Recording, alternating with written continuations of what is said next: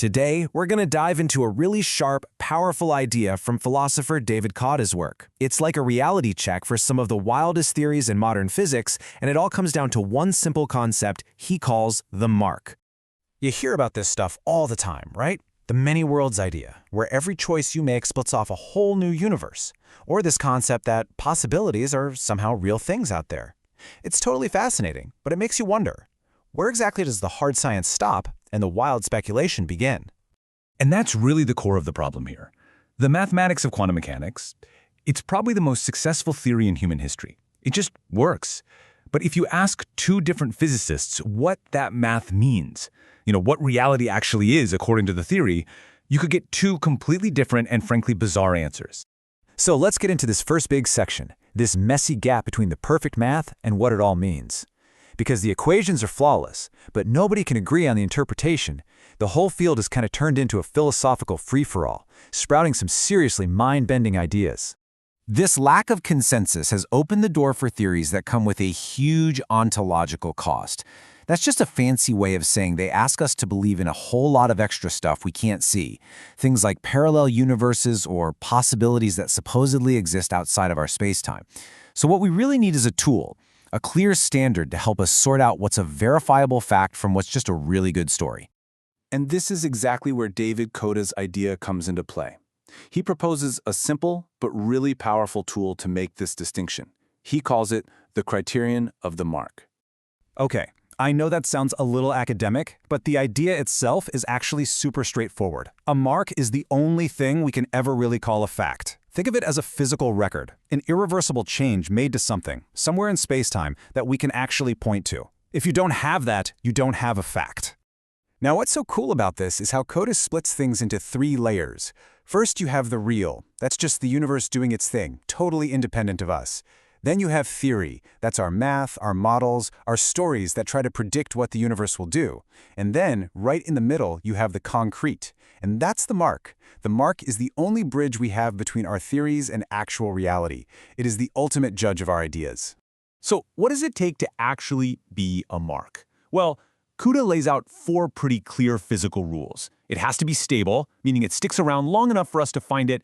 It's got to be addressable. We need to know where it is so we can retrieve it. It needs to be redundant, inscribed in a way that's not easily erased. And finally, it has to be passive. It's just a record of something that happened. It's not an active player in the game. And this is where it really clicks. A footprint in the mud? That's a mark. The fossilized bones of a dinosaur? That's a whole collection of marks. That little click you hear from a Geiger counter? That's a mark too. These are all real, physical records. They're facts. Everything else, any explanation for them, is a theory. It's the story we tell about the marks. All right, so we've got our tool. Now for the fun part. Let's actually put it to work and see what happens when we apply the criterion of the mark to some of those wild quantum ideas. Cotta sets this up as a clash between two philosophical stances. On one side, you've got immanentist materialism. This basically says what you can verify with a mark is what exists. That's it. It doesn't add anything extra. But on the other side, you have possibilism, which wants to add all these new entities that supposedly exist outside of space-time. Cotta points out that this isn't a fair fight. The burden of proof is squarely on the people who want to add new, unseen things to our picture of reality. So let's test a couple of these big possibilist theories. First, there's the relativistic transactional interpretation, or RTI, which talks about these waves of possibility that travel outside space-time. And then, of course, there's the famous many worlds interpretation, which claims that whole new universes are branching off from ours all the time. And right away, we hit the central problem. The absolute most important things in both of these theories, those offer waves in RTI and the parallel branches in many worlds, are explicitly defined as existing outside of space-time, outside of the place where we actually live and do our experiments. This brings us to the absolute killer question. If our standard for a fact is a physical mark made in space-time, and these theories define their key players as existing outside of space-time, then how could we ever, even in principle, find a mark that proves they're real? The answer is, well, it's pretty blunt. We can't. And this isn't just a technical problem, like we need a better microscope or something. No, this is a structural problem that's baked right into the definition of the theories themselves, and it's a fatal flaw. Cotta gives this property a name: immunity to refutation. See, when you define the key part of your theory as existing in a place where no mark can ever be made, you've made it impossible to ever prove your theory wrong. You've basically built a wall around it, protecting it from any possible scientific test. And here is the philosophical punchline of the whole thing. Coda argues that if a theory can't, even in principle, be proven false, it stops being a tool for creating knowledge. It becomes an article of faith. It doesn't produce knowledge, it produces belief. So this brings us to the final and maybe the most important part of this whole argument. It's about using this criterion to draw a really clear, hard line between what we can actually know through science and what we can only ever speculate about. Now, wait a minute. There's a really powerful objection here. What if space-time itself isn't the fundamental bedrock of reality? A lot of physicists working on quantum gravity think space-time might actually emerge from something deeper. Wouldn't that completely wreck this whole criterion of the mark? Coda's answer to this is just so elegant. He says, okay, fine, let's imagine space-time is emergent. How would we ever prove that?